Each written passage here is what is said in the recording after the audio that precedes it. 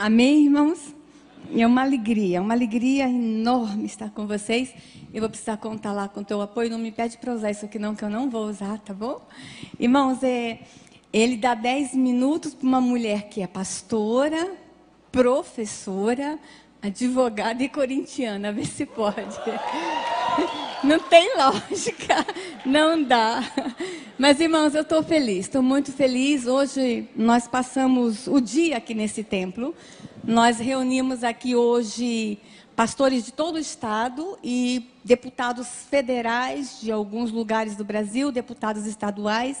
Nós tivemos uma discussão forte aqui hoje sobre o que está acontecendo com essa nação e nós chegamos no final a uma conclusão que alguma coisa de muito especial está acontecendo com esse estado. E eu não sei o que é, e eu não sei o que está acontecendo, mas eu sei que Deus tem um propósito muito grande para esse estado. Há promessas de Deus para esse estado, vocês sabem disso. Eu não preciso nem tocar nesse assunto. Quanta gente já passou por aqui e já disse isso. Deus tem promessas especiais, especialmente para essa cidade. E eu não sei porque eu estou nessa igreja hoje. O pastor disse que o encontro foi muito antecipado. Eu creio, eu não sei porque eu estou, mas que isso já estava marcado lá na eternidade, esse encontro nosso hoje. Amém? Tá? E que Deus os abençoe através da minha vida e que vocês me abençoem muito hoje. Foi um dia difícil, não foi, pastor? Porque nós estamos nos doendo por esta nação.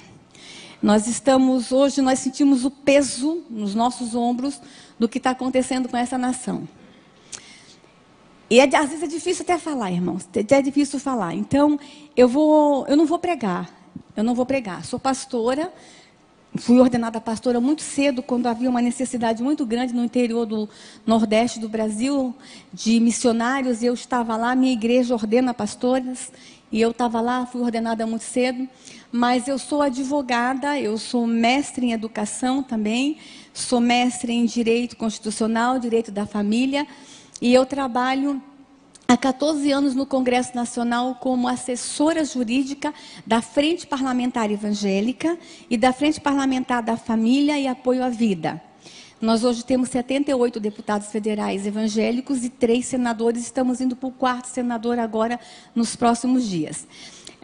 Se a gente for ver a nível de representatividade, nós já deveríamos ter um número maior, em torno de 100 deputados, deveria ser no mínimo 100 deputados, porque nós somos um número muito grande no Brasil de evangélicos. Mas esses parlamentares estão ali fazendo a diferença, e estão fazendo um trabalho grande, e eu tenho que testificar isso e tenho que falar sobre isso. Mas temos também no Congresso Nacional um exército silencioso, hoje eu falei sobre isso, e eu preciso também honrá-los nessa noite, que são assessores e funcionários que estão na Câmara e no Senado, irmãos, anonimamente, fazendo um trabalho extraordinário. Eu contei uma experiência hoje de manhã, de que no prédio onde eu trabalho, na Câmara, é um prédio de 10 andares, em cada andar tem 2 copas, que dá o suporte aos gabinetes parlamentares. Em cada copa, em cada andar, todos os dias, meio-dia, funciona uma célula e um grupo de oração. Irmãos, nós temos culto dos funcionários da Câmara e do Senado todos os dias ao meio-dia. E quando a gente não tem um salão ou um plenário para nos reunir, a gente se reúne debaixo de árvores. Às quarta-feiras de manhã são os deputados que se reúnem em culto. E é muito lindo porque um toca acordeon, outro toca violão, outro canta. E eles mesmos fazem um culto entre eles, servem a Santa Ceia. E nós também temos vigília, 1, 2 vezes por mês lá na Câmara. Irmãos, e se não fosse isso, ai dessa nação. Eu contei hoje, vou repetir também, que há alguns anos atrás, uns 2, 3 anos atrás, eu estava passando uma sexta-feira num dos plenários das comissões e encontrei uma irmã chinelinho de fogo, aquelas irmãzinhas do poder, né? E ela estava assim nos plenários, sozinha, irmãos, ela entrando, limpando as cadeiras e orando. Eu fui lá, irmã, o que a senhora está fazendo aqui? Ela disse, doutora, eu estou sabendo que quarta-feira que vem vai ter uma votação aqui contra a igreja, contra a vida, contra a família, uma votação muito pesada. Eu estou fazendo o meu papel hoje. Então, irmãos, nós temos no Congresso Nacional assessores desde lá da Copa, da faxina, dos entregadores, ao mais alto cargo, os consultores legislativos, os doutores, os sábios, na Câmara e no Senado. Nós temos um grupo de pessoas ali sustentando esta nação. E eu não posso sair daqui sem fazer essa homenagem a eles e dizer, e eu sou um soldado desse exército silencioso, e dizer a vocês que estejam orando por nós. O nosso trabalho lá é técnico, o nosso enfrentamento é técnico, é no papel, é na lei. Então estejam nos ajudando, nos sustentando em oração. E que Deus nos abençoe. Eu queria que vocês lessem comigo Provérbios 31, versículo 8.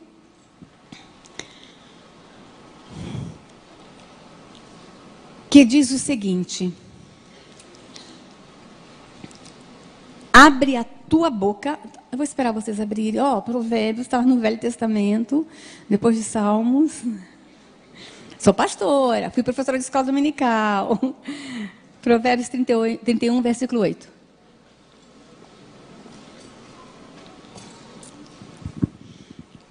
Abre a tua boca a favor do mudo, pelo direito de todos os que se acham em desolação. Algumas outras versões que dizem, abre a tua boca em favor do necessitado. Abre a tua boca em favor dos que necessitam, dos que precisam. Amém? E esse versículo nos motiva. E motiva a gente fazer o trabalho que nós estamos fazendo em todo o Brasil. E eu queria falar, irmãos, que nós estamos vivendo um momento diferente na igreja evangélica brasileira. Deus está chamando a igreja evangélica brasileira para um novo momento, para um novo instante. E grandes desafios nos esperam.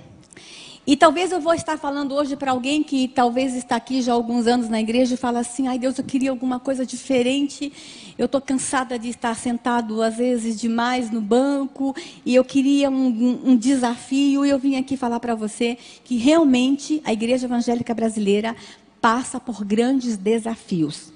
Irmãos, e os desafios é de restaurar esta nação, é de salvar esta nação do que está acontecendo. Mas a senhora está exagerando, pastora? Não estou exagerando, não. Pode passar o próximo slide.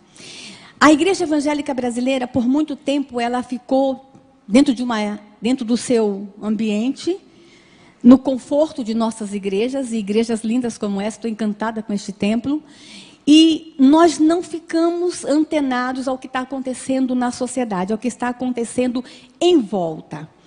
E aí eu tenho encontrado, eu estou falando num culto que tem muitos jovens aqui hoje, eu tenho encontrado uma turma e uma galera dizendo o seguinte, pastora, eu vou na igreja, eu recebo tanta unção no domingo, eu caio de unção e na segunda-feira eu chego na escola, no trabalho, não sei o que fazer com tanta unção. Tem sido assim. Nossa igreja está crescendo demais, nós estamos crescendo, amém, nós somos um povo que cresce todo dia, amém, mas o que nós estamos de fato influenciando em mudanças na sociedade? O que de fato a igreja evangélica brasileira tem feito para que a sociedade mude de verdade? É muito bom, irmãos, nós estarmos entre nós e nós sermos luz entre nós. É muito bom ser sal entre nós, às vezes até enjoa tanto sal, né? Mas é muito bom a gente ser sal entre nós. Mas Deus chama a igreja evangélica brasileira, nós passamos por algumas fases no Brasil. Nós passamos por algumas fases. Nós passamos a fase da discriminação lá atrás, quando éramos chamados de Zé Povinho, lembra? Não sei se tem algum evangélico aqui com mais de 40 anos de igreja como eu. Vixe, falei minha idade.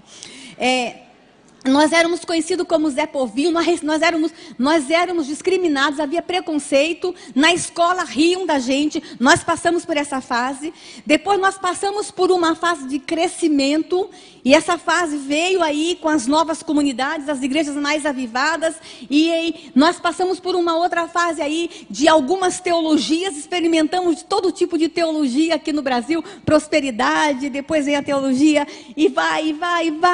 Agora Deus está nos preparando para uma nova fase. E essa fase é transformação de sociedade.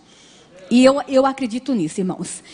E eu vou falar de alguns aspectos de que forma a igreja pode atuar. Eu vou estar falando agora exatamente sobre isso. Talvez vocês nunca prestaram atenção no que está acontecendo com a educação nesse país. O que está acontecendo com as escolas brasileiras. O que está acontecendo com os seus filhos, com os seus netos. Irmãos, e eu me emocionei muito em ver os cordeirinhos aqui hoje, né? Nossas crianças aqui. E fiquei muito feliz, porque eles vão ter ali agora 40, 50 minutos com os nossos professores. E na escola dominical tem mais 40.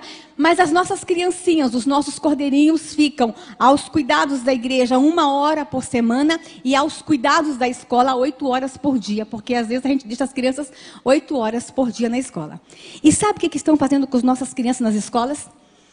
E eu vim aqui dizer isso para você, Igreja Evangélica Brasileira, Igreja Evangélica aqui de Campo Grande, especialmente essa igreja, se as outras não derem ouvido a tudo que nós falamos hoje, que pelo menos essa dê. Estão detonando as nossas crianças. Eu posso falar as palavras, pode rasgar o verbo? Então eu vou falar. Ele está mandando, ele está mandando. Vou mostrar para vocês o que está acontecendo nas escolas, irmão. Pode mostrar os próximos slides. Irmãos, aqui no Brasil, na cidade de São Paulo, eu não vou dizer o nome da prefeita. Juro para vocês, eu não posso falar o nome dela, nem que ela é do PT, e também não posso falar que ela é ex-esposa do Suplicy. E nem posso falar que ela é ministra da Cultura. Essa mulher, quando era prefeita da cidade de São Paulo, irmãos, ela gastou 2 milhões de reais com aquele grupo, o grupo GTPOS, para ensinar sobre ereção e masturbação em bebês nas escolas. 2 milhões de reais. Porque chegou à conclusão, há um grupo de especialistas, e esse grupo começou lá na Holanda, na Europa, e já está influenciando, que nós precisamos aprender a masturbar os nossos bebês a partir dos 7 meses de idade.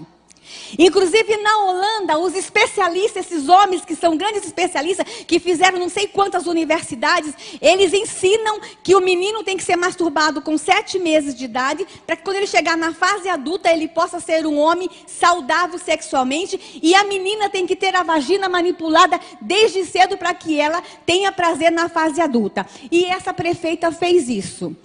Lá na Holanda, eles estão até distribuindo uma cartilha ensinando os pais como massagear sexualmente as suas crianças. Isso está acontecendo no Brasil. Isso aconteceu em 2004, mas ficou lá na prefeitura de São Paulo, não. Irmãos, eu até hoje falei aqui, eu quero desafiar vocês, pais. Qual foi a última vez que vocês abriram a mochila da escola dos seus filhos? Qual foi a última vez que você leu e você conferiu o livro didático que seu filho está lendo e estudando na escola? A gente não tem tempo. A gente não tem tempo, porque nós estamos muito ocupados. E essa questão, irmãos, da modernidade, da pós-modernidade, nós vamos ter que estar nos revendo algumas coisas. A igreja e os crentes estão deixando a educação dos seus filhos por conta do Estado. E agora é lei, foi promulgada agora há poucos dias, que vai ser obrigatório a criança ir para a escola a partir dos 5, 4 anos de idade. Nós estamos enfiando os nossos filhos na escola cada vez mais cedo. E o que me assusta é que tem muito crente querendo tempo integral. Não quer só a partir dos 4 anos, não. A criança tem que ficar o dia inteiro. Dá trabalho criar filho, então vamos jogar os filhos nas escolas.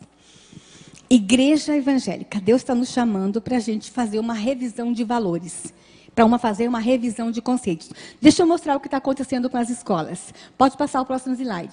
Nós temos autoridades no Brasil, irmãos, especialistas que estão ocupando lugares estratégicos e lugares chaves, pessoas que estão escrevendo as políticas públicas dessa nação, pessoas que estão decidindo o futuro de nossas crianças, que dizem coisas como essa: uma educação diferenciada poderá fazer desabrochar em todo menino o seu lado feminino e em toda menina o seu lado masculino. São conceitos como esse que está permeando a educação brasileira, e a igreja evangélica está deixando essas coisas acontecer. Pode passar. Eu quero mostrar para vocês, irmãos, cartilhas. Tem menores de 12 anos aqui? Eu quero mostrar para vocês, irmãos, cartilhas que foram entregues em escolas públicas no Brasil para crianças a partir de 10 anos, porque quinta série, a idade são 10 anos. Essa cartilha, inclusive assinada por um grande cartunista, o Miguel Paiva, a cartilha se chama De Homem para Homem. Deixa eu falar para vocês para quem foi feita essa cartilha. Essa cartilha foi feita pelo Ministério da Saúde. Eu não vou dizer quanto eles gastaram para vocês não ficarem com raiva. Foi feita um número muito grande de cartilha para entregar para homens impotentes no Brasil. Aí eles saíram, o Ministério da Saúde saiu atrás dos homens impotentes, não achou, graças a Deus, não tem tanto assim. E aí, eu não sei se eles acreditavam, pastor, que eles iam na marcha Marcha do Orgulho do Homem Impotente para distribuir cartilha. Eles iam no Dia Nacional do Homem Impotente para distribuir. Não sei. São especialistas que não têm nem bom senso. Gastaram milhões nessa cartilha para ensinar o homem como ter prazer. Para ensinar o homem como ter uma relação sexual. Aí eles não acharam os homens impotentes e mandaram para as escolas públicas brasileiras. A palavra mais light que tem nessa cartilha é gozar e tesão. Imagine. E crianças de 10 anos no Brasil tiveram acesso a essa cartilha. Pode passar. Olha os desenhos. Especialmente essa cartilha que eu escaneei, porque depois nós tomamos uma iniciativa. A diretora da escola disse que os meninos pegavam essa cartilha e iam para o banheiro se masturbar usando essa cartilha. Então você, pai, proíbe seu filho ver livro pornográfico. A gente orienta como igreja que não se pode ter acesso à pornografia. Aí vem o governo brasileiro com verba pública do seu bolso e faz um material desse e distribui em escolas públicas brasileiras. E o que a gente faz? Nada. Sabe por quê? Nós estamos ocupados. A igreja está muito ocupada. Nós estamos ocupados em ganhar dinheiro. Nós estamos ocupados com as nossas profissões. E não estamos antenados com o que está acontecendo. Mas Deus está dizendo para a igreja evangélica brasileira, abre o olho. Vocês já foram treinados. Vocês já receberam unção demais. Vocês já passaram por tudo. Já aprenderam todo tipo de teologia. Agora é hora de vocês agir. E é hora da gente se levantar como igreja. Deixa eu mostrar a próxima gravura para vocês. Pode passar, olha lá quem fez essa cartilha, Ministério da Saúde, está nas escolas. Deixa eu mostrar a próxima para vocês. O SUS. Sabe aquele SUS, irmãos, que não tem dinheiro para fazer cirurgia de catarata no Brasil? Sabe aquele SUS que não tem vaga nos hospitais para os velhinhos? Eu vou mostrar o quanto que eles gastaram para fazer essa cartilha. Foi essa que eu tirei a gravura mais forte. Nessa cartilha, o SUS fez para usar impostos de saúde em escolas. O SUS fez para ensinar sobre drogas e doença sexualmente transmissível. E essa, irmãos, era uma cartilha grande que a professora colocava em cima da mesa. Não sei se tem algum professor que teve acesso a ela. Era em forma de espiral. E a metodologia, porque esse material vem com metodologia, era: senta as crianças no chão, a partir de 10 anos, mostre a gravura e leia o que está atrás. E a tia ia mostrando. Na hora de falar sobre drogas, mostra a gravura. Mostra sobre direitos, pode passar a próxima gravura. Na hora de falar sobre droga, a tia dizia o seguinte: ao usar o crack, passe protetor labial nos seus lábios, para os seus lábios não ressecar. Então, está achando que é pouco? A tia dizia o seguinte, porque o ministro da Saúde mandava falar e o ministro da Educação mandava falar: se você usar cocaína, não use canudo de papel, porque tem muita bactéria, use canudo de plástico. Na hora do êxtase, a parte do êxtase, estava escrito o seguinte na cartilha: ao comprar êxtase, cuidado com o fornecedor para você não comprar gato por lebre por gato. Olha o absurdo. Inclusive mandando a criança conhecer o traficante. Aí os deputados evangélicos, que estão lá na Câmara tentando fazer uma diferença, barulhentos, que estão sendo chamados de homofóbicos, que estão sendo chamados de radicais e de fundamentalistas, e que estão sendo perseguidos, foram perguntar para o ministro da Saúde: mas ministro, vocês fazem uma cartilha dizendo como ensinar? Sabe qual foi a resposta dos especialistas? Dos que estão mandando na nação, porque nós deixamos, porque a igreja evangélica se acomodou. Eles disseram o seguinte: mas as crianças já estão usando, então nós temos que ensinar a usar de uma forma melhor, para que não contraia outros tipos de doença. Na parte do sexo, que eu tirei com vergonha, mas o pastor disse que eu podia ter deixado, fala sobre sexo anal, sexo vaginal e sexo entre mulher e mulher. A parte do sexo anal, irmãos, eu mostrei aqui hoje, eram 2 homens transando. A figura é ridícula, não era, pastor? 2 homens transando. Irmãos, e eu vou contar a experiência que eu tive como mãe. Eu tenho uma filha de 10 anos, ela está com 14, ela tinha 10 quando teve acesso a essa cartilha. A minha filha é indígena, eu tenho uma filha adotiva indígena.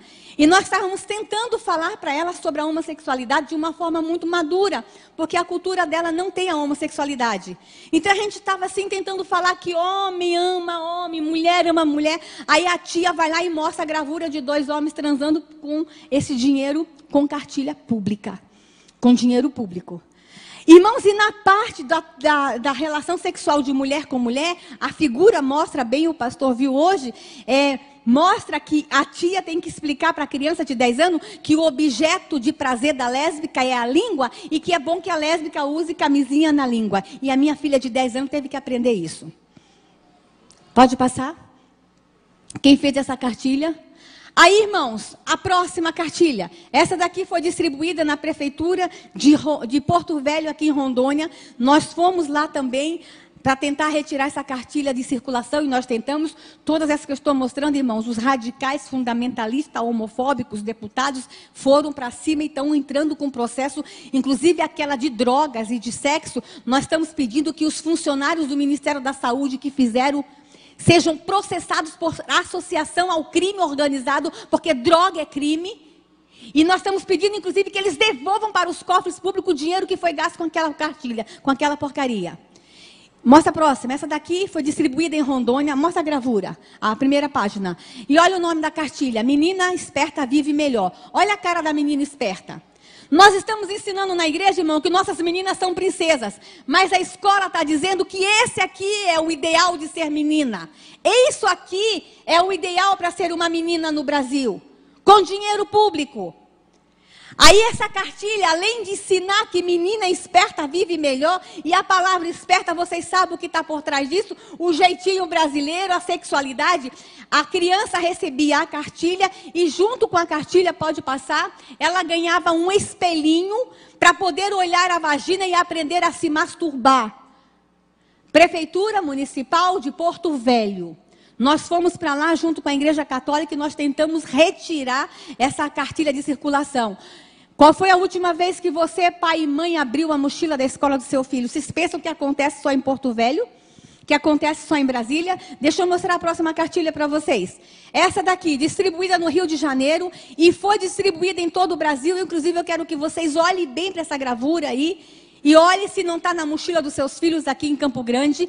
A primeira coisa, quando a tia entrega para a criança, a tia tem que dizer que é confidencial, não pode mostrar para o pai e para a mãe. Para crianças de quinta série. Vocês acham que tem que ter segredo entre eu e uma filha de 10 anos? Então, irmãos, eles começam a criar conflitos entre pais e filhos. Eles estão ganhando e sendo obrigados. Deixa eu falar uma coisa, são os professores sendo obrigados. Talvez eu esteja falando para professores aqui que recebem esse material e não sabem o que fazer porque vem de uma forma impositiva do MEC. Deixa eu falar uma coisa, isso não é impositivo, isso é apenas sugestivo. O professor tem autonomia em sala de aula. Se eu estou falando com o professor cristão aqui, deixa eu dizer uma coisa, na tua sala de aula quem manda é você. Você não é obrigado a usar esse material. Você pode ser criativo e falar dessas coisas sem usar esse material ridículo que o MEC está mandando. Deixa eu falar nessa cartilha, irmãos. Pode mostrar. Vira. Nessa cartilha ensina sobre masturbação feminina e inclusive como a menina usar o dedinho para não machucar a vagina. 10 anos de idade. Nessa cartilha fala sobre ficada. E aí, além de incentivar a ficada, a tia pede para o menino e a menina relatar as suas 8 mais espetaculares ficadas. E tem que dizer, olha lá, como foi, com quem foi, onde foi, quando foi e se gostou. Agora imagina, a Igreja Batista de Campo Grande está dizendo para os meninos que ficar não é legal. A escola dominical está ensinando que não pode ficar. Aí os meninos da Igreja Batista de Campo Grande recebem essa cartilha e não está preenchendo, porque ele não está ficando. As meninas não estão ficando. Aí eles estão sendo discriminados na escola porque eles são frouxos, não estão ficando. Vocês têm ideia da confusão que está acontecendo com essa nação, irmãos? Mas essa mesma cartilha, além de falar de masturbação feminina, de falar de masturbação masculina, de falar de ficada, ensina uma outra coisa que acho que vocês nunca aprenderam na escola. Pode passar. Fala sobre o ponto G na vagina da mulher.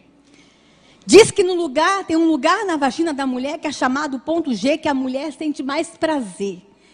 Isso tem que ser dito para criança de 10 anos no Brasil, irmãos. E eu vou dizer uma coisa para vocês, como é que essa cartilha chegou lá na Câmara dos Deputados para nós. Esse é o meu trabalho como assessora jurídica, receber as denúncias e trabalhar em cima delas e motivar os parlamentares a fazerem alguma coisa. Um grupo de ginecologistas do Rio de Janeiro nos procurou na Câmara dos Deputados porque havia um número muito grande de meninas numa determinada região, lá do Rio de Janeiro, virgem entre 10 e 12 anos, com inflamação na vagina e no colo do útero. E elas foram tentar descobrir o que estava acontecendo, descobriram que as meninas estavam com inflamação na vagina, porque estavam introduzindo o dedo na vagina para procurar o tal do ponto G que o ministro da Educação falou que existe. Pode passar? Olha quem fez essa cartilha. Sabem quanto custou essa cartilha? Não vou dizer não, para vocês não ficarem com raiva. Pode passar. Essa máquina de camisinha nas escolas, irmãos, já está sendo experiência em algumas escolas em Santa Catarina, em mais 2 estados, e logo, logo ela vai estar disponível em todas as escolas do Brasil. Essa máquina de camisinha, um menino a partir de 12 anos poderá pegar 2 camisinhas por semana, porque os especialistas disseram, fizeram uma pesquisa, eu não sei aonde, acho que eles foram em Harvard estudar, que a criança brasileira com 12 anos tem 2 relações sexuais por semana. Portanto, tem direito a 2, 4, 8 camisinhas por mês. 2 relações sexuais por semana. Pode passar? Eu quero mostrar para vocês agora, irmão, eu tenho que falar muito rápido, porque tem tanta coisa para mostrar. Essa gravura aqui, não sei se vocês já viram essa gravura. Se chama O Fazendeiro Solitário. Ela estava numa prova de criança de história, de português, na cidade de Curitiba. A criança tinha que ver essa gravura e fazer uma redação. Dá uma olhadinha na gravura, irmãos. Não ri, não. Não ri, não, porque isso é sério. Que dá vontade de rir, dá, mas que é sério, é sério. Olha o tamanho do órgão sexual do fazendeiro solitário. E olha como é que estão as galinhas. Apologia ao sexo com animais. Vocês acham que um professor tem que mostrar isso para a criança e mandar a criança escrever uma redação de que há sexo com animais e que é normal o sexo com animais? Aí vocês falam assim, mas pastora, a senhora está exagerando. Não estou, não. Está chegando denúncia lá na Câmara e no Senado que há muito hotel fazenda aqui no Brasil que é de fachada. É hotel para turista ir transar com animais no Brasil. Está tudo bem nessa nação, irmãos? Não. Ou a gente abre os olhos com o que está acontecendo com essa pátria, ou a gente vai estar entregando os pontos. As coisas estão ficando feias. E eu lamento muito que eu tenha que vir aqui mostrar essas imagens, mas talvez esse seja o único mecanismo que eu tenha, é chocar, é falar, é gritar, é dizer, igreja, vamos sair do conforto das nossas 4 paredes e vamos começar a reagir, porque estão detonando as nossas crianças. Estão detonando com esta nação. Deixa eu mostrar a próxima gravura, pode mostrar? Esse livro, irmãos, quando eu escaneei, ele estava em inglês, mas ele já está em português, para crianças de 2 e 3 anos. Um conto de fada. O príncipe e o príncipe. O príncipe encantado não procura mais uma princesa. Olha só o que ele procura. Pode mostrar? Ele está procurando um outro príncipe encantado. E eles se encontram e vivem felizes para sempre. Crianças de 2 e 3 anos de idade. Mostra a próxima gravura. Livros, leitura obrigatória na 5ª e 6ª série. Menino ama menino. Leiam esse livro, irmãos. Pode mostrar a próxima gravura aí? Esse livro, Menino Brinca de Boneca. Essa é a orientação do MEC, essa leitura obrigatória. Deixa eu falar uma coisa, irmãos. Eu estou com um caso em Brasília de uma professora que nos procurou na Câmara porque ela não tem mais onde procurar. Foi lá procurar os deputados evangélicos, os fundamentalistas, né? Porque estão nos chamando de radicais. Ela está com um menino de 3 anos na escola que está chupando o pipi do coleguinha. Aí ela foi procurar orientação na direção e na coordenação. Sabe o que a direção da escola disse? Você não pode fazer nada, porque isso é demonstração homoafetiva. Se você fizer alguma coisa, você é homofóbica. Ah, irmãos, eu sou educadora. Eu sou mãe. Um menino de 3 anos está chupando o pipi do coleguinha, ou porque alguém chupou dele, ou porque ele já viu. Isso é abuso. Mas olha o que os nossos orientadores educacionais estão fazendo com nossas crianças no Brasil. Estão detonando. Pode passar. O próximo livro fala sobre bissexualidade, que é normal. E aqui eu quero dar um alerta para mãe e pai. Olha, está uma onda no Brasil inteiro de meninas se cumprimentando com selinhos, uma beijando na boca da outra. E infelizmente eu já tenho visto isso dentro da igreja. Porque ensinaram para nossas meninas que ficar com menina é possível, é permitido e é legal. Estão nos livros que a bissexualidade é uma coisa normal. Irmãos, quando a gente fala da homossexualidade, só vem na nossa mente a questão do menino e do homem. Mas quem está sendo mais alcançado com essas políticas públicas que estão nas nossas escolas são as meninas. E aqui eu vou dar um alerta para você, mãe. Olha, mãe, sabe essa coisa de você deixar sua filhinha dormir na casa da coleguinha? Para você ficar um pouquinho livre de vez em quando? Abre o olho, mãe, as meninas estão se tocando. Isso é muito sério, porque isso é abuso. E vocês não têm ideia do mal que isso faz lá na frente, depois. Pode passar. Esse livro, irmão, esse livro é terrível. Para crianças de 2 e 3 anos. A mãe compra o livro, tem um bonequinho, que é um menino, e a bonequinha, que é a menina, pode passar. E tem um buraquinho, a mãe coloca o dedo no bonequinho e fecha o livro para o dedo dela entrar no buraquinho da bonequinha. Para ensinar para a criança de 2 anos como é que é uma relação sexual. Pode passar. Olha lá. Olha os livros, irmãos, com desenhos infantil, como transar. A matéria é como transar. E olha a linguagem, irmãos.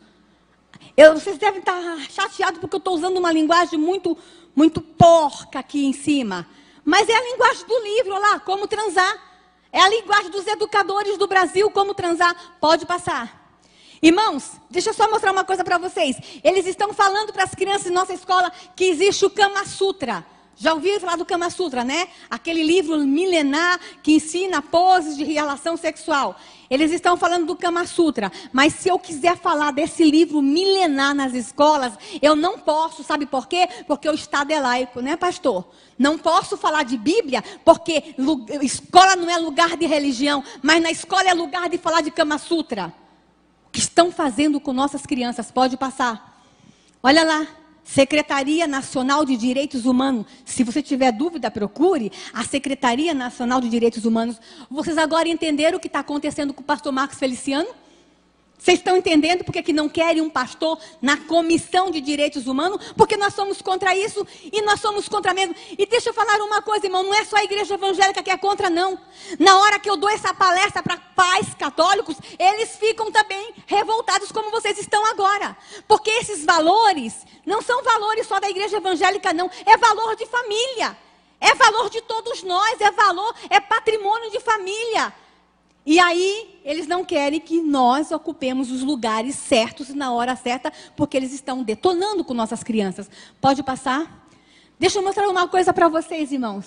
A coisa no Brasil, eu trouxe uma gravura aqui, a coisa no Brasil, ela está tão solta, e é tão normal, e é tão natural erotizar nossas crianças no Brasil, que eu vou mostrar para vocês a capa de um disco. Pode passar. Essa aqui foi a capa do disco que a Xuxa fez. Olha esse desenho, irmãos. Vocês acham que a Xuxa precisava desse desenho para vender CD?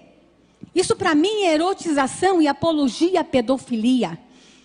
O que está acontecendo com essa nação, irmãos? Vocês pensam que está tudo bem com esta nação? Pode passar a próxima slide. Esse comercial, irmãos, passou na Europa e está chegando no Brasil. É um bebezinho no berçário. E na hora que o bebezinho nasce, quando recebe a pulseirinha, ao invés de receber a pulseirinha com o nome, já recebe o símbolo de homossexual, porque eles querem dizer que as crianças já nascem homossexual. E aqui vou dizer uma coisa para vocês, igreja, ó, não há uma prova científica que existe o gene gay. Não há uma prova científica que o gay nasça gay.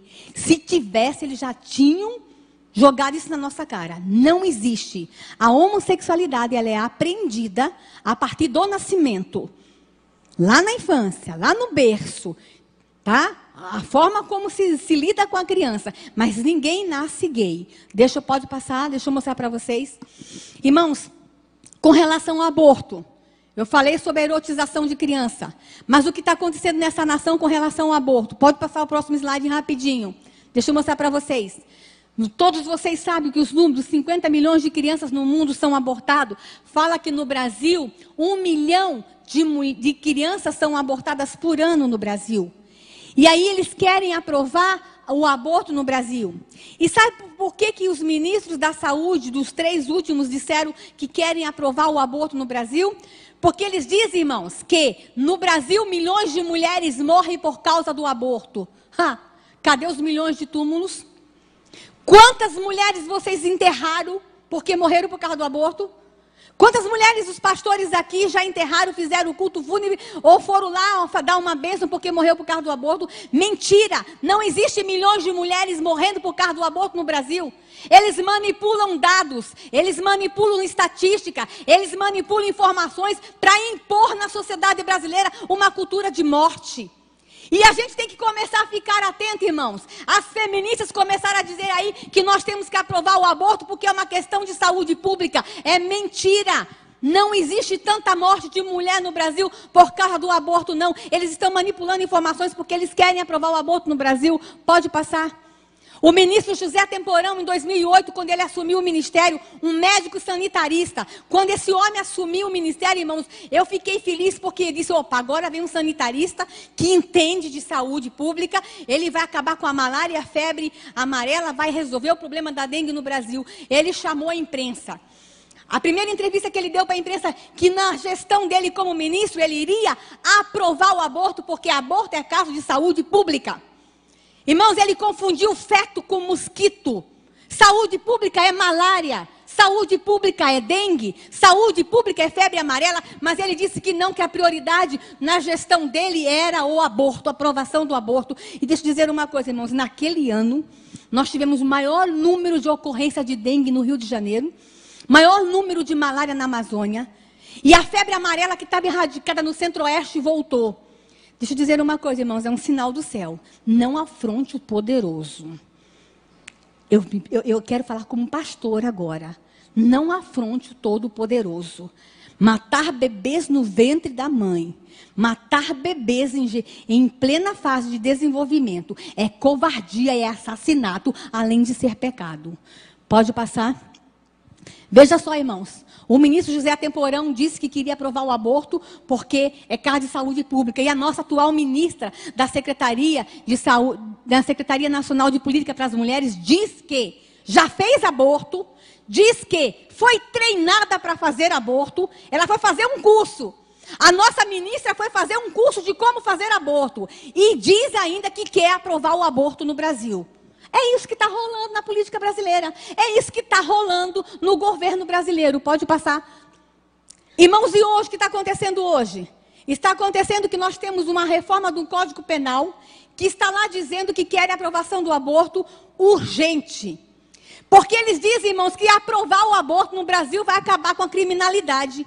Você sabia que tem um governador do Rio de Janeiro disse que tem que aprovar o aborto porque aí ia parar de nascer bandido nas favelas, como se filho de pobre nascesse bandido? Olha os argumentos mais absurdos que se usam para aprovar o aborto no Brasil. Pode passar?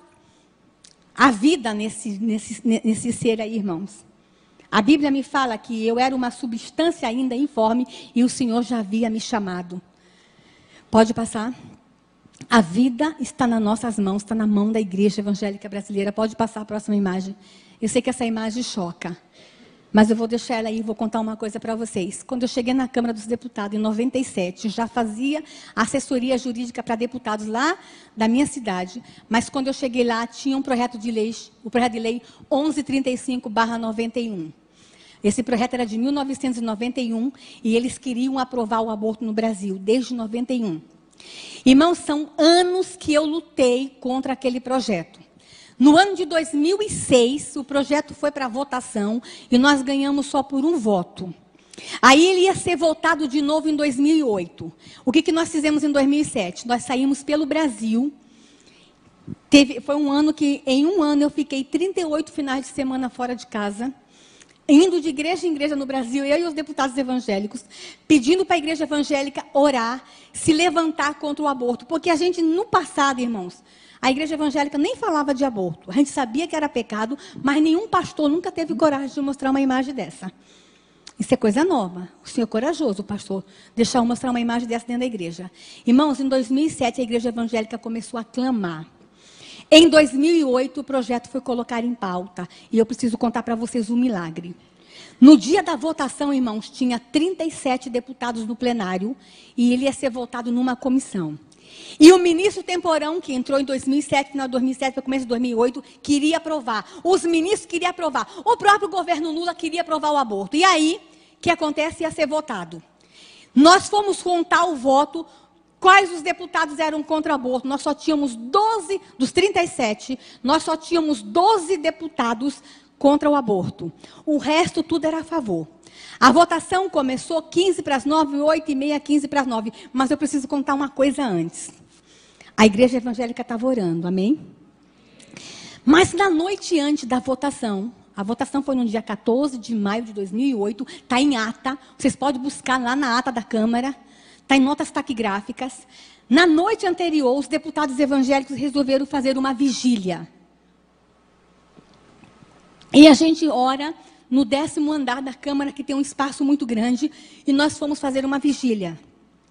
Lá é por volta de 3 horas da manhã, 2h30, a vigília foi começando a ficar fraca, os deputados cansados, eu estava muito cansada, porque eu tinha que escrever ainda pelo menos mais 4 pareceres sobre o aborto, todo mundo esgotado. Daqui a pouco, irmãos, para na porta da Câmara dos Deputados um ônibus, cheio de irmãzinhas chinelinho do fogo, aquelas irmãzinhas lá de Sobradinho, lá de longe, que souberam da luta e que estavam orando. E essas irmãs pediram licença por segurança da Câmara e disseram que não pudessem mandar orar. E elas entraram, irmãos, pisando firme na Câmara e dizendo o seguinte: a Bíblia me diz que aonde o meu pé pisar, este lugar me será dado por herança. Elas foram marchando. O milagre não acabou, não.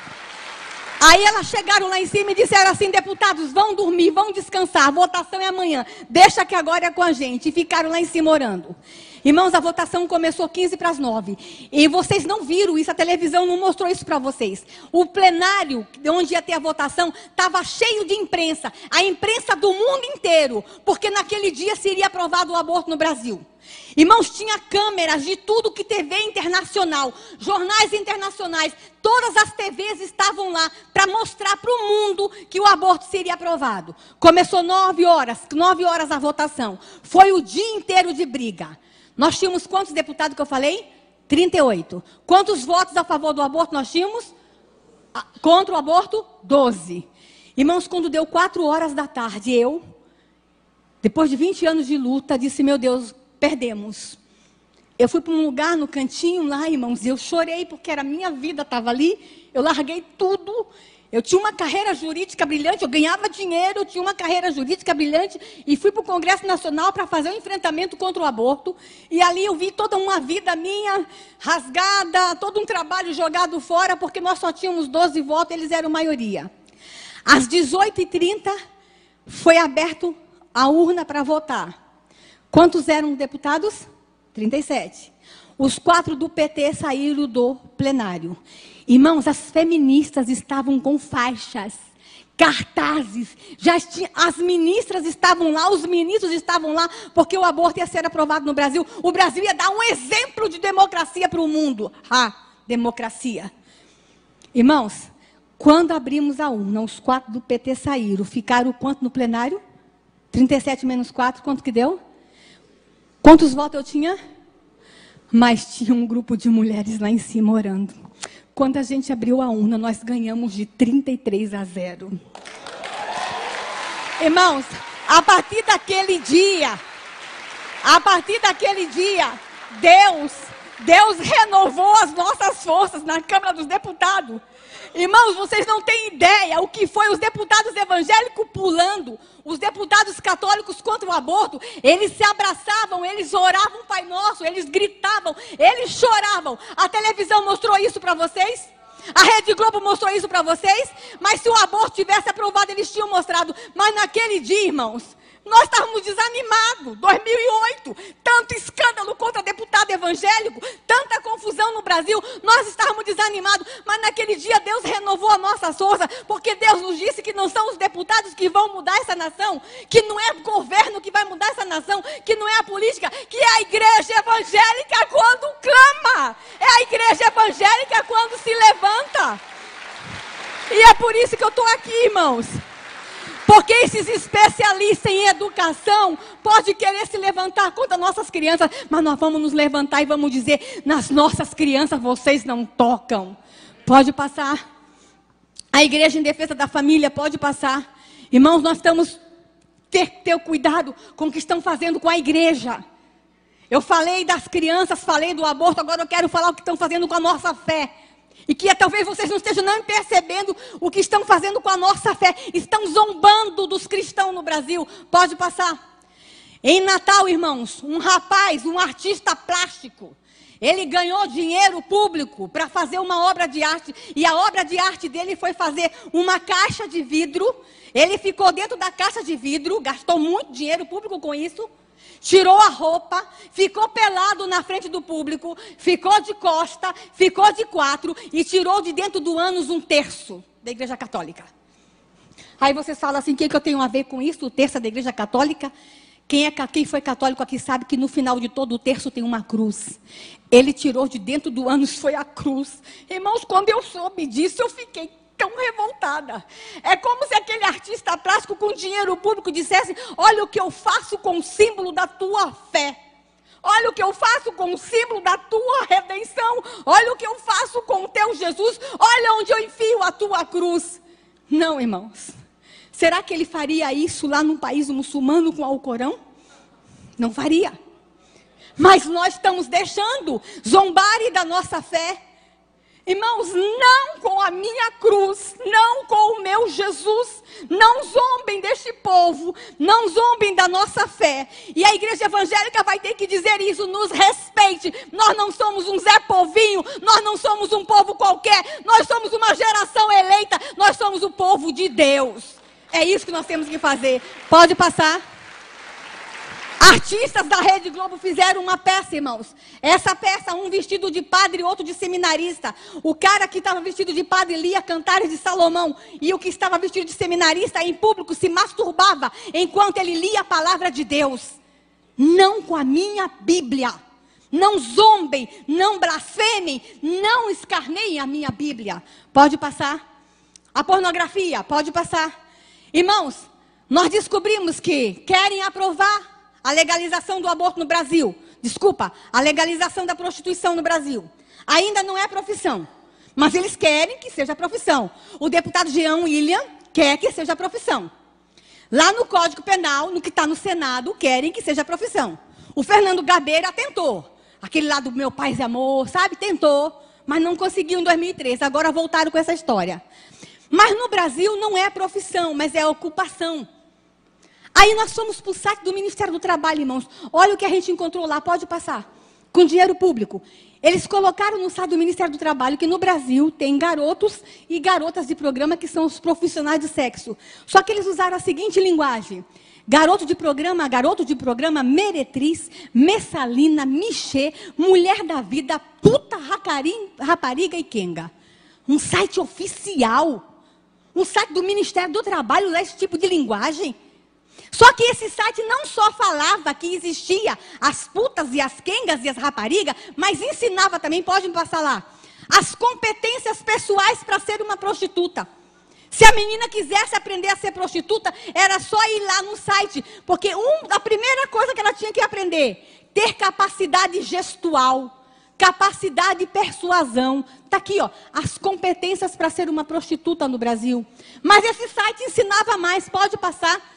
Ensinava como batalhar um programa. Olha o nome. Batalhar programa. Ensinava como que a prostituta tem que fazer para batalhar um programa. Dinheiro público. Site oficial. Está tudo bem com essa nação, irmãos? Não.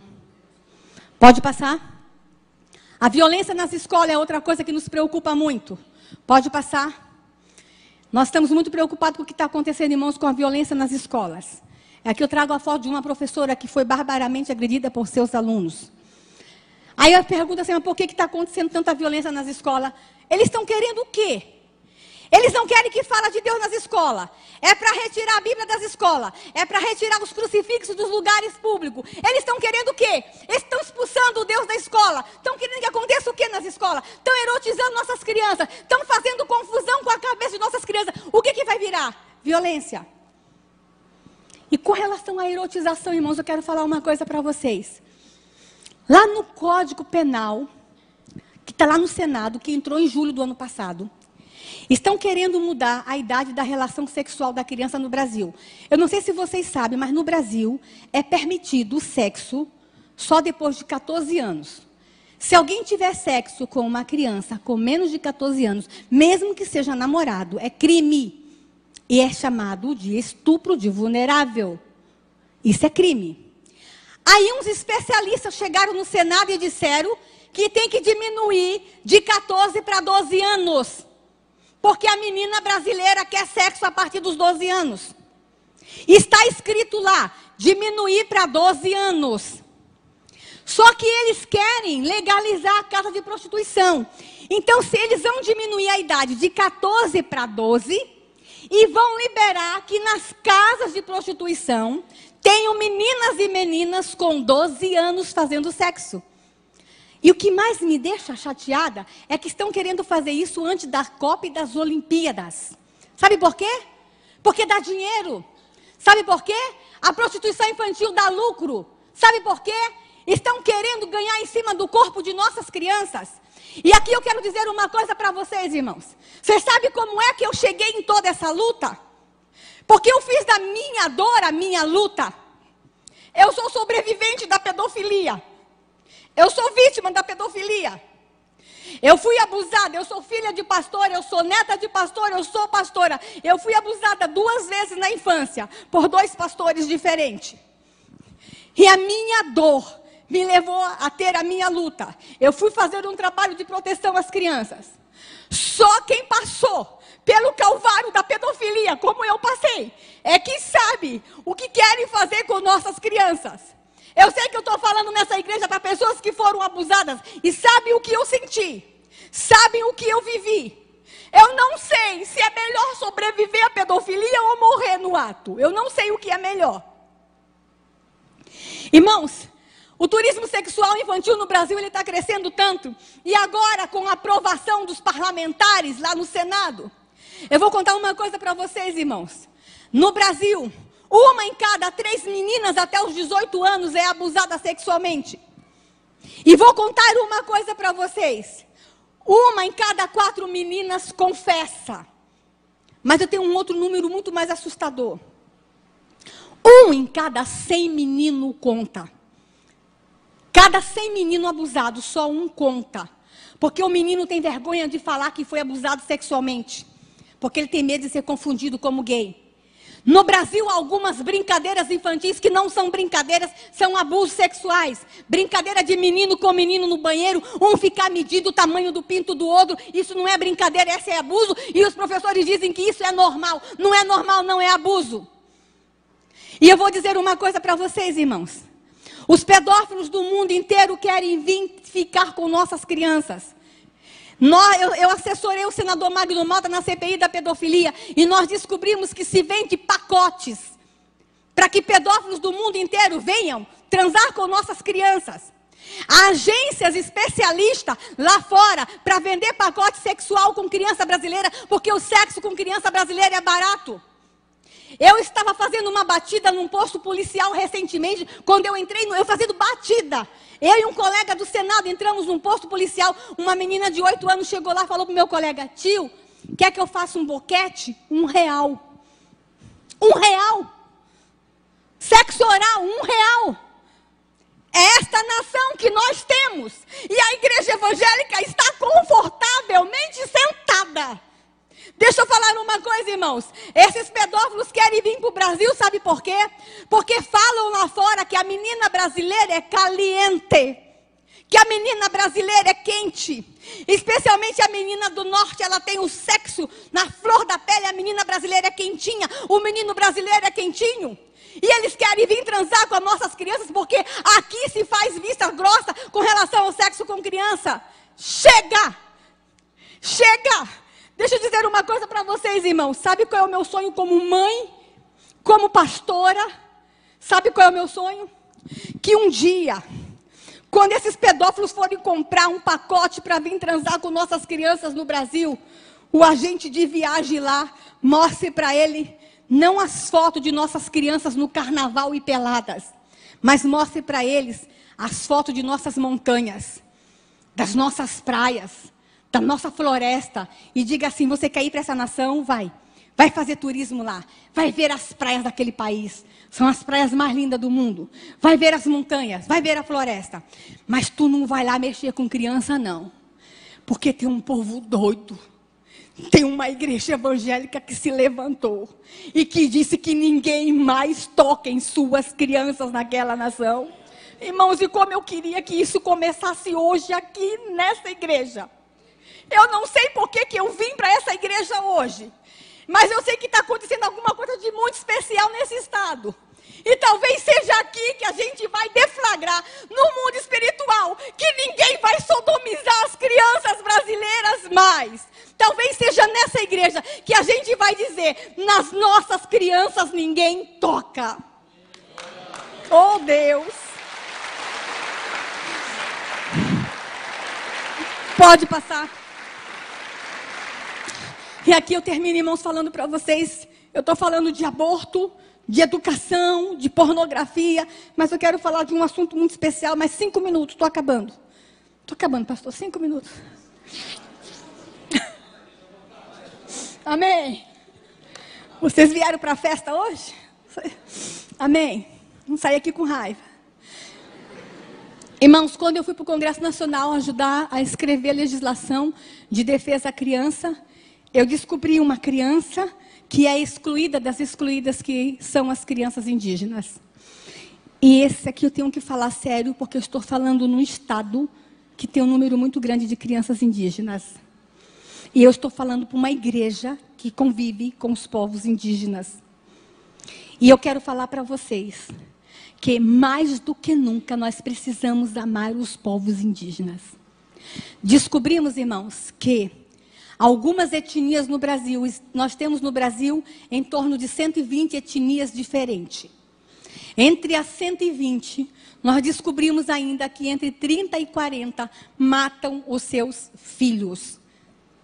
E quando nós descobrimos isso, irmãos, na verdade, 99, mas só tivemos prova disso em 2004. E a partir de 2006 nós começamos a fazer o enfrentamento. Quando nós descobrimos que lá no Xingu, quando nasce crianças gêmeas, os índios acham que a alma se dividiu entre o bem e o mal. Eles enterram as duas crianças vivas porque não sabem qual é a do bem e qual é a do mal. Na Amazônia, no Alto Purus, eles acham que o que nasce primeiro é do bem, o que nasce segundo é do mal, então eles só enterram o segundo. Nós descobrimos que algumas etnias no Brasil, a mãe solteira não pode criar o seu filho, então quando ela tem um parto, às vezes ela tem 12, 13 anos, ela tem que voltar para a aldeia sem o bebê, ela tem que matar o bebê, enterrar o bebê ou jogar na mata para que morra sozinho. Nós descobrimos que em algumas aldeias da Amazônia, o primeiro filho tem que ser homem. Se vier menina, a menina tem que ser sacrificada. Irmãos, não é na Europa, não. Não é na África, não. É aqui. Nós temos um estudo que ainda não é oficial, que por ano, 450 crianças indígenas no Brasil estão sendo enterradas vivas. Não temos registro do Mato Grosso do Sul. Amém. Não temos registro aqui. Temos registro de outro tipo de violência com criança indígena aqui, mas não do infanticídio. Irmãos, enquanto essa nação estiver enterrando criança viva, essa não é uma nação abençoada. Mas deixa eu falar para vocês uma coisa. Sabe aquele Congresso Nacional que todo mundo acha que só tem corrupção? Um grupo de parlamentares se levantou e disse: ninguém vai matar mais crianças nesse país. Nós vamos ajudar os seus índios, os nossos índios. Irmãos, e o índio não mata, não é porque ele odeia, não. Pelo contrário, eu não estou justificando o infanticídio. Ele mata porque é uma questão cultural, ele foi ensinado a matar. Imagine um índio com uma criança na cadeira de roda, como é que ele vai ter cadeira de roda na aldeia? E como é que ele vai viver com essa criança? Então, eles preferem matar a criança quando nasce, do que ela sofrer ao longo da vida. Mas, irmãos, a igreja evangélica brasileira pode dizer para eles o seguinte: vocês não conseguem criar essa criança paralítica? A gente cria, dá para nós. A gente cuida. A gente quer ficar com ela. Então nós estamos conversando com o governo brasileiro para que o governo brasileiro cuide dessas crianças. É obrigação, a nossa Constituição, no artigo 5º, fala que a vida é o bem maior a ser tutelado. Então, se nós temos um Estado que tutela a vida, nenhuma criança indígena deve morrer porque nasce com alguma deformidade. E aí, irmãos, 450 crianças estão morrendo por ano neste país. E sabe como é que elas morrem? Sufocadas com folhas, enterradas vivas e algumas jogadas na mata para morrer. Mas a maior tristeza que nós descobrimos nessa luta foi que tem pais que estão se suicidando para não matar os seus filhos. Eles não querem matar os seus filhos. A partir de 2007, alguns índios começaram a ir na Câmara dos Deputados e bater na porta. Que soube que os deputados evangélicos estavam querendo ajudar e as mães estão fugindo para Brasília para pedir socorro. Temos uma chácara hoje em Brasília com 37 crianças que nós salvamos. E eu quero terminar a minha palestra mostrando para vocês esse rostinho, pode passar. Ali eu tenho a menina Tititu Suruahá. Essa menina seria morta porque ela nasceu com pseudo-hemafroditismo. Ela tinha um pequeno penizinho desse tamanho. A maldição dela, ela tinha que ser morta porque ela é amaldiçoada. A maldição dela era desse tamanho, irmãos. Conseguimos tirar a Tititu da aldeia, da etnia Suruahá. Fizemos uma cirurgia. E quando ela voltou para a aldeia, que o cacique abriu a fralda, que não viu que ela tinha maldição, ela foi aceita de volta. Só que nós perdemos Tititu há 3 anos atrás, porque a FUNAI esqueceu a FUNASA na época, esqueceu de mandar um remédio para ela que custava R$ 9,80. Mas eu trago essa imagem porque era uma das meninas mais lindas que eu conheci. Pode passar. Eu quero mostrar para vocês essa foto dessa menina Yanomami. Essa menina, ela foi estuprada 38 vezes. Ela era surda e não podia viver. E um missionário da Jocum adotou essa menina. E aí, irmãos, é o dia do aniversário de 12 anos dessa menina. Ela não fala, mas ela se comunica com gesto. E no dia do aniversário dela, ela pediu que o aniversário dela fosse de princesa. Ela queria se vestir de princesa. E a gente vestiu a Bianca de princesa. E eu guardo essa foto com muito carinho, irmãos, porque Bianca tem o direito de ser princesa, sim. Não é porque ela nasceu na mata, que tem uma cor da pele diferente, e porque ela é muda, que ela não vai ser princesa, ela vai ser princesa sim, porque a igreja evangélica vai garantir a ela o direito de ser princesa. Pode passar. Aqui eu tenho Harani Suruahá. Eu, quando dou palestra sobre infanticídio, eu falo sobre esse assunto no mundo todo, em universidades, mas essa foto eu não mostro, porque eu só mostro na igreja. Harani era filha de mãe solteira e a mãe tinha que matar ela. E a mãe dela jogou de trás de uma moita e voltou para a aldeia. E uma índia que já tinha ouvido falar do Evangelho Redentor do Senhor Jesus Cristo, soube que a criança estava jogada lá na mata, foi lá na base da Jocum avisar para os missionários da Jocum, pastor, do lugar da aldeia até a base da Jocum, a índia caminhou 20 horas. Correndo. Irmãos, quando a gente ama, não tem nada que nos segure. Aí essa índia chegou na base da Jocum e disse, olha, lá na beira do rio tem uma menininha jogada. Aí os missionários, mas 20 horas, já está morta. Mas os missionários, impelidos pelo amor, caminharam correndo, fizeram 18 horas. Quando chegaram lá, 38 horas depois, Harani estava se mexendo. E o nome Harani quer dizer eu existo. E aí, irmãos, eu vou contar uma coisa que aconteceu que eu só conto para crente. Porque vocês vão acreditar. A missionária Lucília, quando pegou Harani, os insetos já estavam comendo a orelha dela. Ela estava cheia de sangue. A missionária, eu queria muito que Harani viesse aqui. Pastor, traz Harani aqui na igreja. Quando a missionária Lucília pegou Harani, foi para o rio, deu banho, enrolou um pano, e a missionária Lucília começou a chorar e abraçou, colocou no colo. O último filho de Lucília tinha 5 para 6 anos. Na hora que Lucília colocou no colo, instantaneamente nasceu leite no peito de Lucília. E foi esse leite que salvou Harani. Irmãos, vocês vão dizer assim...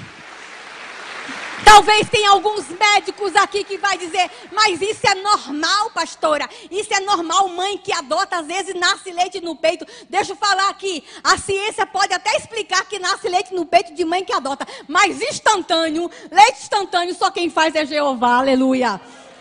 Harani está viva, pode passar. Amalé, só vou mostrar mais 2 fotos, Amalé. Amalé é do Xingu, irmãos. Ele tinha que ser morto porque é filho de mãe solteira.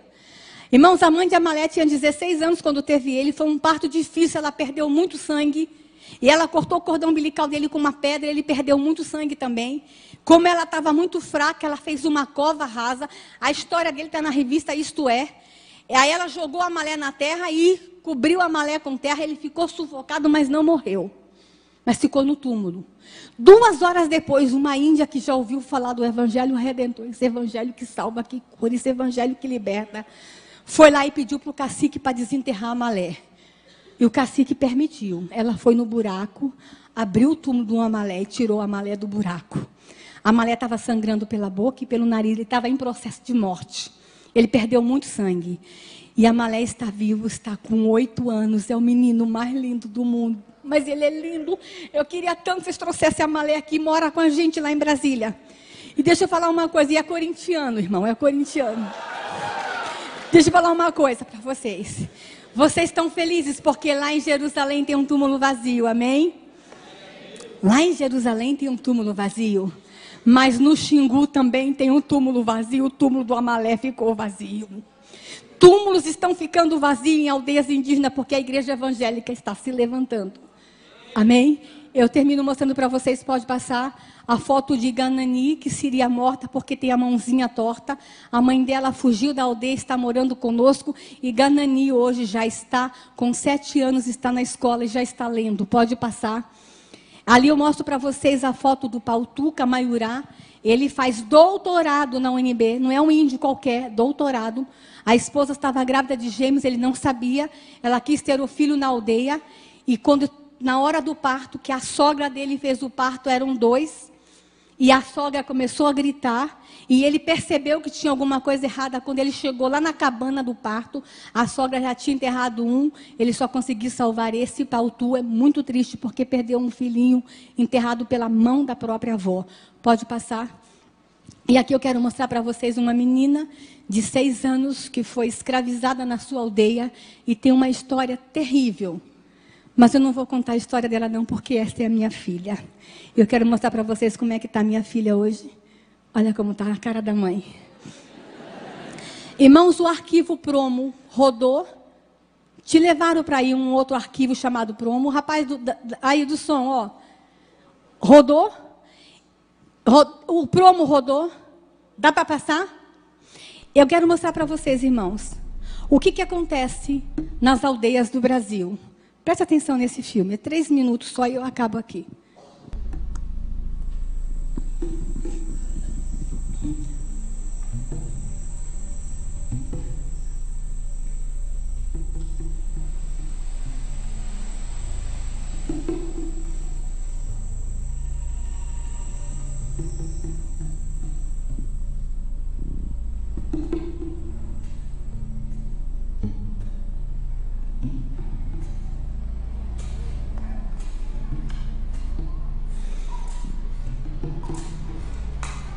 Duas crianças estavam condenadas à morte e o irmão mais velho teve que matar os 2 irmãos mais jovens.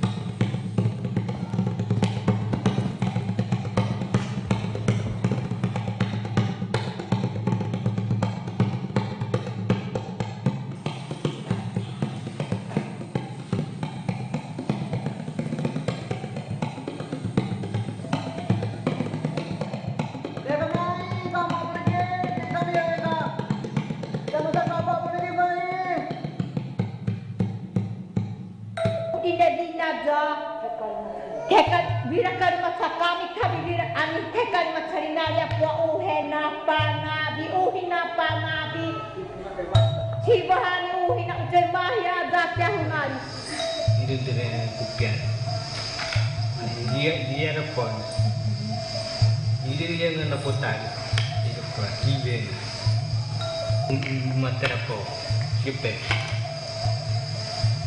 jadi mau beda beda Gigi baru teko, baru tamai.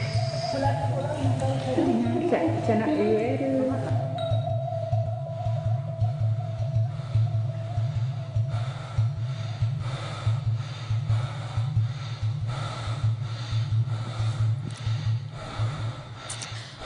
Hakani está viva, está com 16 anos, porque o irmãozinho dela tirou ela do túmulo, mas o outro irmão não sobreviveu. Essa história é uma encenação da vida de Hakani. Hakani mora hoje com os pais que são missionários. Muitos sobreviveram, mas outros não estão sobrevivendo. E a igreja evangélica precisa fazer alguma coisa. A igreja evangélica brasileira tem que se levantar em defesa das crianças indígenas nessa nação. E eu termino a minha palavra dizendo, irmãos, que querem destruir a mente de nossas crianças com aquelas cartilhas. Querem matar nossas crianças do ventre materno através do aborto. Estão detonando nossas crianças com a pedofilia. E estão deixando que as crianças indígenas sejam mortas. Não está tudo bem com essa nação. A igreja evangélica tem que reconhecer isso. A igreja evangélica tem que reconhecer que nós precisamos fazer alguma coisa. Chega de destruição, estamos vivendo a cultura da morte dessa nação. Eu poderia ficar aqui até de madrugada mostrando mais imagens, né, pastor? De tudo que nós falamos aqui hoje. Mas eu estou resumindo a vocês dizendo o seguinte: a igreja evangélica precisa se levantar. E essa igreja tem que nos ajudar. Essa igreja tem que nos ajudar. Eu fiquei sabendo ali há pouco instante, pastor, pela sua esposa, a sua história, a sua experiência, de que tu quase foi abortado. Você sabe como é que se cala o missionário, irmãos? É abortando ele. A aprovação do aborto no Brasil, no campo espiritual, tem uma explicação. Porque tem uma promessa que nós seríamos celeiro de missionários para o mundo todo. Então, a única forma de Satanás calar esses missionários é abortando. Porque quando nasce, vira pastor. Irmãos, que o Senhor Deus abra os olhos dessa igreja. Depois de algumas coisas que eu mostrei, eu tinha muito mais. Que o Senhor Deus abra os olhos dos jovens dessa igreja. A galera quer ajudar. Vocês têm tanto como fazer para me ajudar. Vocês têm redes sociais, vocês têm celulares, vocês têm internet, vocês têm Facebook. Entra no Facebook. Quer ajudar a não aprovar um aborto? Tem um telefone 0800 619 619. Ligue na Câmara, fale que vocês não querem um aborto. Quer ajudar? Ligue na Câmara, fale que vocês não querem que criança indígena seja morta. Essa lei que ajuda os índios a não matar as crianças está desde 2007 na gaveta e não é aprovada. Porque diz que a gente não pode se meter, porque é cultura. E porque é cultura, o índio tem direito de matar. Mas a gente, como evangélico, acredita que não. A cultura não pode estar acima da vida. Que Deus abençoe vocês, irmãos. Que vocês voltem para casa e tentem dormir. Se não conseguirem dormir, orem. Para que Deus levante a igreja evangélica brasileira. Amém? Que Deus abençoe.